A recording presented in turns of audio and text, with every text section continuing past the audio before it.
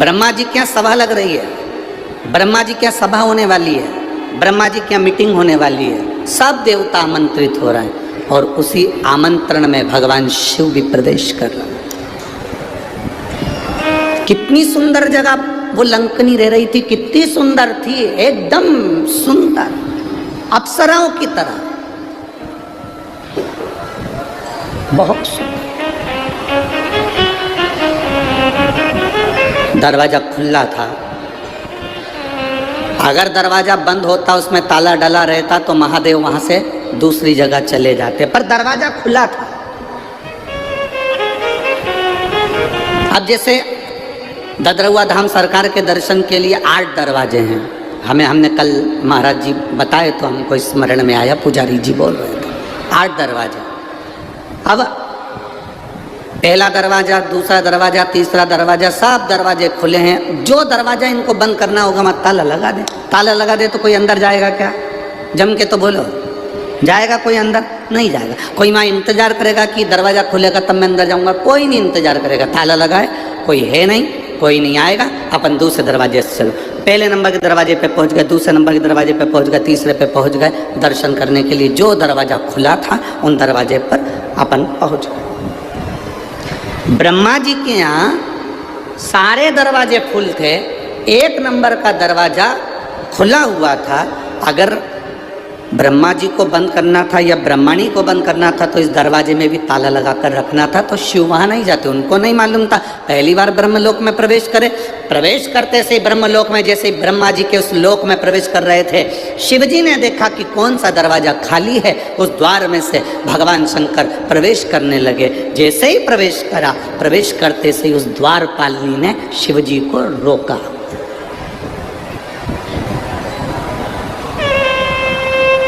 वो दरवाजे पे खड़ी हुई उस लंकनी ने, उस द्वारपालिनी ने, जो सुंदर है, अति रमणीय, अति सुंदर, उसने रोक दिया।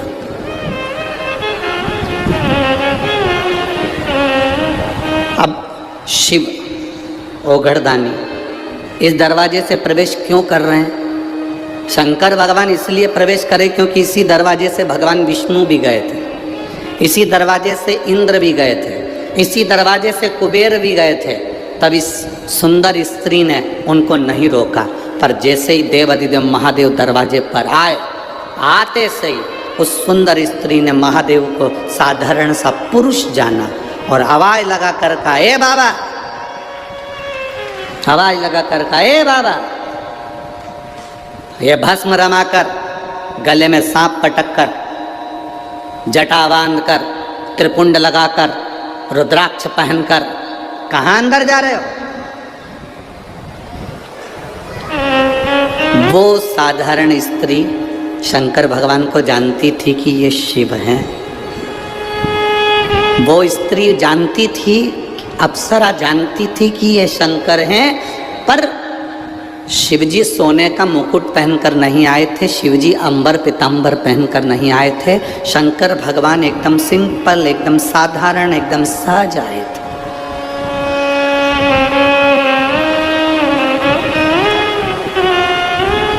अब यहाँ जितने संत बैठे हैं आप इनका दर्शन कर रहे हो, और भी संत आए उनका कभी दर्शन करिए, और भी संत आए उनका दर्शन करिए, जितने उधर बैठे हैं उन संतों का भी दर्शन करिए, और भी कुंभ के मेले में जाने के बाद में आप कुंभ के मेले में दर्शन करिए संतों का। कोई भस्म चढ़ाया हुआ है, जटाजूट बांधा हुआ है, मृगछाला पहना हुआ है, रुद्राक्ष पहना हुआ है, किसी संत को कभी हल्के में मत लो।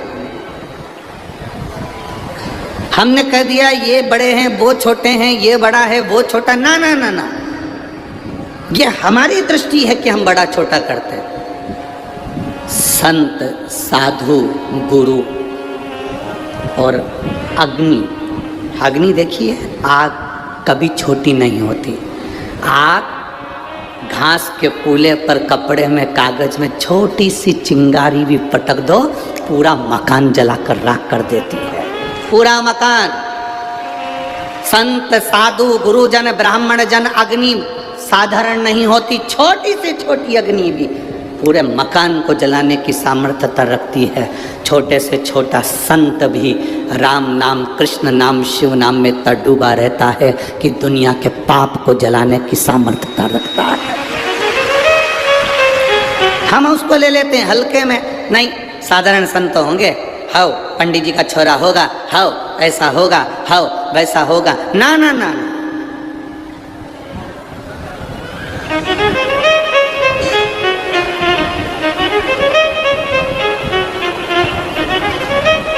स्त्री को हल्के में ले लेना, पर उसके मांग के सिंदूर को हल्के में मत लेना। उसके मांग के सिंदूर में वो बल होता। महाराज, जब स्त्री हाथ में सिंदूरा लेती है ना, आपके इधर कैसे सिंदूर लगाते हैं हमको तो नहीं मालूम, पर सुहागन स्त्री जिसकी शादी हो गई, वो स्त्री जब अपने हाथ में सिंदूरा लेती है, स्त्री कभी भी सिंदूर जब लगाती है तो सिंदूर की डब्बी को कहीं रखकर नहीं लगाती, हमेशा याद रखती। जिस नारी सिंदूरे को नीचे रख दिया या सिंदूरे को अलमारी पर रख दिया या सिंदूरे को टेबल पर रख दिया और उसमें से लेके सिंदूर लगा रही है, तो वो नारी, हाँ, एक जगह पर सिंदूरा रखा जा सकता है। जब आप सुहागल कर रहे हो, कोई पूजन कर रहे हो, तो आप देवी जी को, गणेश जी को जो सिंदूर चढ़ा रहे हो वो चढ़ा हुआ जमीन पर भी रखा हुआ मांग में धर सकते हो। पर जब आप स्वयं 16 श्रृंगार कर रहे हो, उस जगह पर सिंदूरा जमीन पर नहीं रखा जाता। सिंदूरा जमीन पर रखा हो, नारी मांग का सिंदूर भरती हो, तो पति को रोग ग्रसित करता ही है, पति रोगीला होता ही है, ये निश्चित है। उसका पति रोगीला जरूर होगा, ये निश्चित है। उसको रोग जरूर घेरेगा, ये पक्का है। स्त्री जब सिंदूरा में, यहां तक शास्त्र प्रमाण देता है कि एक दुल्हन पहली बार जब मांग भरती है और पति उसकी मांग भरता है, तो पति के भी हाथ में सिंदूरा पकड़ाया जाता है और पति अपने हाथ से उस मांग को भरता है। पति के हाथ में सिंदूरा पकड़ाया जाता है। वो सिंदूरा साधारण नहीं है।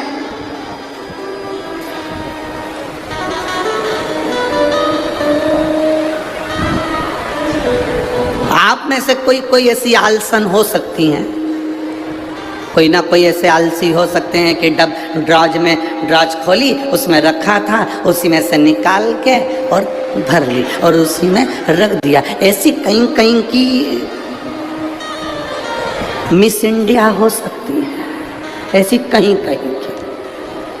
पर मेरा विश्वास कहता है, भिंड जिले की तो नहीं कह सकता कि ऐसी होगी। भिंड जिले की जितनी होंगी हाथ में सिंदूरा लेकर सिर पर मांग भरने वाली ही होगी। सिंदूरा हाथ में लेकर, तो स्त्री को हल्के में ले लो, पर उसके सिंदूर को हल्के में नहीं ले सकते। सिंदूर में वो बल होता।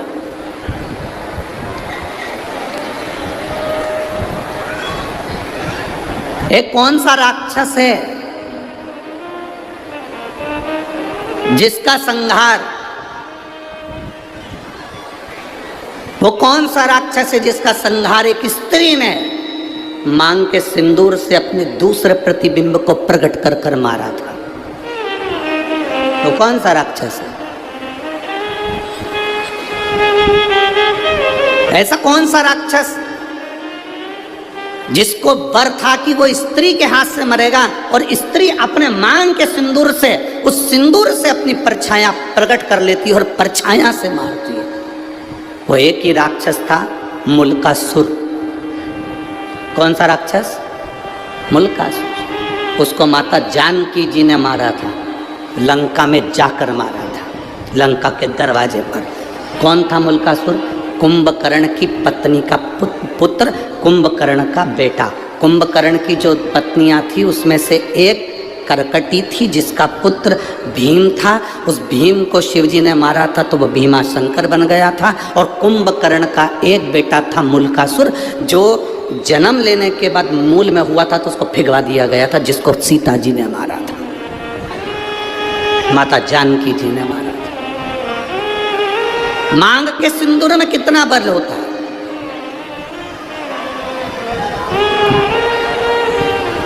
मांग के सिंदूर में कितनी तेजता होती है, कितना बल होता है, ये स्त्री जाने।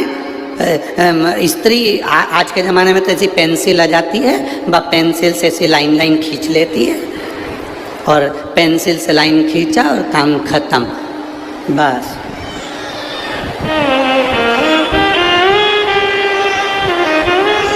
नहीं भाई, आप में से आप लोगों ने देखा कि नहीं देखा, बड़े बड़े घर के लोग भले मांग भरने में संकोच करें, सिंदूर लगाने में संकोच करें,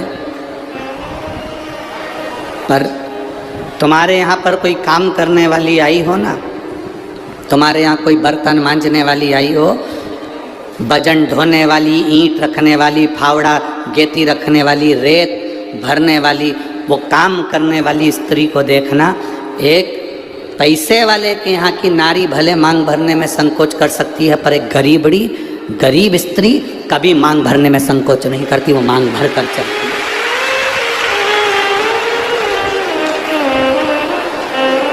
आपके यहाँ कोई बर्तन मांजने वाला आते हो, आपके यहाँ कोई झाड़ू लगाने वाली आती हो, आपके यहाँ कोई पोछा लगाने वाली आती हो, आपके यहाँ तगाड़ी ढोने वाली आती हो, वो स्त्री मांग में सिंदूर भर कर चलती है। बोलो जी आप लोगों ने देखा है कि नहीं देखा, ईमानदारी से बोलना हो। कथा ऐसे नहीं चलती कि महाराज ने बोल दिया तुमने स्वीकार कर लिया, तुम तो दिल से बोलो कि तुमने देखा कि नहीं देखा। वजन ढोने वाली मांग में सिंदूर भर लेगी और मांग में सिंदूर भरकर वजन ढोलेगी। किसी उस स्त्री से पूछना कि मांग में तो सिंदूर भर लेती है, भले तू कैसी भी दिखे पर तेरी मांग खाली नहीं रहती है, उसका कारण क्या है? तो वो स्त्री कहती है कि मैं कितना भी बोझा ढोलूं, मेरा पति मेरे साथ में वजन ढोने में साथ रहता है। मांग के सिंदूर में वो बल होता है महाराज। वो सिंदूर जो सीता जी अपनी मांग में भर रही, वो सिंदूर आज तक ददरुआ धाम सरकार श्री हनुमान जी महाराज के तन पर तुम्हें लगा हुआ दिखता है। उस सिंदूर में कितना बल होगा, उस सिंदूर में कितना आनंद होगा, वो सिंदूर क्या साधारण होगा?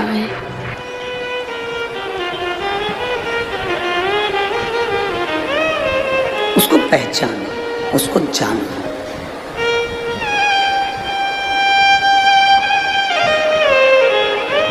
जरा विचार करिएगा, स्मरण में लाइएगा। वो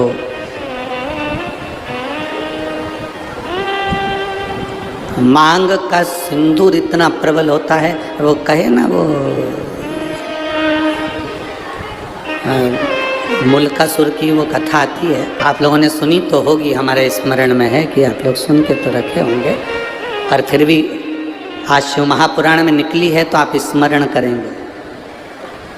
कुंभकर्ण का बेटा मुल्कासुर मूल में पैदा हो गया। कुंभकर्ण को मालूम पड़ा मेरा बेटा मूल में पैदा हुआ है। कुंभकर्ण ने दासियों से कहा कर कह दिया इसको जंगल में फेंक दो, ले जाओ इसको और वन में डाल दो, ले जाओ इसको जंगल में फेंको। अब उस बच्चे को ले जाकर जंगल में फेंक दिया। मूल में हुआ था, जंगल में फेंका। जंगल में फेंका, एक मधुमक्खी ने उस बच्चे को देख लिया। मधुमक्खी ने जब बच्चे को देखा कि कोई बच्चा रो रहा है और बिलख रहा है, इसके घर के लोग उसको यहाँ पटक कर चले गए। मधुमक्खी ने अपने छत्ते को छेदित कर दिया। मधुमक्खी अपने छत्ते को बनाती है, कभी छत्ते को छेदित नहीं करती कि उसमें से शहद नीचे गिरे। कभी छेदित नहीं करती मधुमक्खी अपने छत्ते को, बनाती है छत्ता और छेदित नहीं करती। छत्ता बनाएगी पर छेदित ना करेगी। मधुमक्खी ने अपने छत्ते को छेदित कर दिया, शहद नीचे टपकने लगा। वो जो मुल्कासुर था, कुंभकर्ण का जो बेटा था मुल्का, वो नीचे सोया था, रो रहा था। मुंह में शहद उसके जाने लगा। मुल्का धीरे धीरे धीरे धीरे रोना बंद कर दिया। दूसरी मधुमक्खी आ गई, तीसरी मधुमक्खी आ गई। बहुत सारी मधुमक्खियों ने उस बालक को पाल पोस कर बड़ा करा और उसका नाम मुल्का। कुंभकर्ण का बेटा है। कुंभकर्ण के दोनों बेटों का चरित्र बड़ा विचित्र है। एक करकटी से पैदा हुआ भीम, जिसको शिव जी ने मारा था तो भीमा शंकर, मेरे भोलेनाथ का 12 ज्योतिर्लिंग में से एक ज्योतिर्लिंग भीमा शंकर बना। और दूसरे नाम पर यह मुल्क, ये मुल्का, अब मुल्का बड़ा हो गया, मधुमक्खियों ने पाल पोस कर बड़ा करा, तो मधुमक्खी कोई माता मानता था, मधुमक्खी कोई पिता मानता था। एक मधुमक्खी से उस मुल्का ने पूछा, माँ, अब देखो हमारा सनातन धर्म कितनी सुंदर बात कहता है, मानो तो मैं गंगा माँ हूं, ना मानो तो बहता पानी। आप अगर एक पाषाण को, एक पत्थर को भी पूज रहे हो तो वो पत्थर भी तुम्हारी नैया पार कर सकता है जिसकी तुम पूजन कर रहे हो। सनातन हिंदू धर्म में है क्या? आपका विश्वास सनातन हिंदू धर्म को मजबूत करता है। शिव महापुराण की कथा क्या देती है? शिव महापुराण की कथा क्या देती है आपको? विश्वास, भरोसा, दृढ़ता। एक पत्र आया है, देखिए, भरोसा देखिएगा। गुरुजी 13 साल से संतान नहीं थी, मैं बाबा का क्या वर्णन करूं गुरुदेव। ये पत्र में हरी सरकार मारुति नंदन महाराज मिश्रा जी के हाथ से भेज रही हूँ। जिनने पत्र भेजा है वह हाथ आप ही लेके आए महाराज जी, एक बार हाथ हिला दीजिए। ये पत्र मैंने महाराज जी के हाथ से भेजा है। मैं दिल्ली से लाइव देख रही हूँ इस कथा को। ददरवा धाम सरकार के चरणों को नमन करती हूँ। गुरुदेव, ये पत्र में हनुमान हरी सरकार मारुति नंदन महाराज जी मिश्रा जी के माध्यम से भेज रही हूँ। गुरुदेव, 13 साल से मेरे यहाँ बच्चे नहीं थे। मैं बाबा का क्या वर्णन करूं। मेरे पति दिल्ली पुलिस में एसआई के पद पर तैनात हैं। मेरा नाम वीर सिंह यादव है, मेरी पत्नी का नाम मंजू यादव है। मैं जिला भिंड के थाना मो तहसील गोहद ग्राम धमूरी, जो ददरवा धाम से मात्र 2 किलोमीटर की दूरी पर स्थित है, वहाँ का रहने वाला। मेरे यहाँ संतान नहीं थी। मैं बाबा को क्या वर्णन करूं गुरुदेव। सब जगह गए, कोई सुख ना मिला। तब शिवजी पर 1 लोटा जल चढ़ाना प्रारंभ करा। तब मेरी पत्नी ने मुझसे कहा, तो मैंने मेरी पत्नी से कहा, क्या शंकर जी पे जल चढ़ाने से औलाद हो जाती है, संतान हो जाती है? अगर ऐसा होता तो पूरा विज्ञान फेल हो जाता, पूरा साइंस फेल हो जाता। फिर भी गुरुजी, मेरी पत्नी मुझे रोज पानी का लोटा हाथ में पकड़ाती, मैं शिव जी को चढ़ाता। डॉक्टरों ने तो 13 साल से जांच करी और हर बार यही कहा कि तुम्हारे यहाँ कभी संतान नहीं होगी। मेरी पत्नी और मैं शिव जी को जल चढ़ाकर वहीं बैठकर पी लेते। आपने कहा था नंदी के पास बैठकर शंकर का दर्शन करा करो और शिव जी से जो कहोगे नंदी सुनेगा और वो देगा। सफ़ेद आंकड़े की जड़ का प्रयोग करा, शिव जी पे चढ़ा हुआ जल पीना प्रारंभ करा। बाबा की कृपा क्या होती है गुरुदेव। 16 अक्टूबर 2023 के दिन सोमवार को मेरे यहाँ पुत्र रत्न की प्राप्ति हुई है। मैं बाबा को धन्यवाद करता हूँ, प्रणाम करता हूँ। बैठी महाराज, प्रणाम आपको। शिव कृपा इसी को कहते हैं। केवल एक सनातन हिंदू धर्म ऐसा है, भारत की भूमि पर सनातन धर्म ऐसा है जो पत्थर में भी प्राण देता है। सनातन हिंदू धर्म केवल ऐसा है जो विश्वास को पक्का करता है, भरोसे को दृढ़ करता है और परमात्मा का दर्शन करता है। आप में से कई माताएं ऐसी बैठी हैं जिन्होंने पशुपति व्रत करा होगा और बाबा ने दिया होगा, 1 लोटा जल चढ़ाया होगा, बाबा ने दिया होगा। ददरवा धाम आए होगे तो हनुमान जी ने दिया होगा। श्री शिवाय नमस्तुभ्यम, हर हर महादेव। दोस्तों, वीडियो पसंद आई हो तो लाइक करके जाना, चैनल पे पहली बार आए हो तो सब्सक्राइब कर लेना। इसी तरह की और भी जानकारी पाने के लिए। और अभी पूजनीय पंडित प्रदीप जी मिश्रा ददरवा से लाइव है, आप लोग पूरा वीडियो देखिएगा और सारे उपाय कीजिएगा।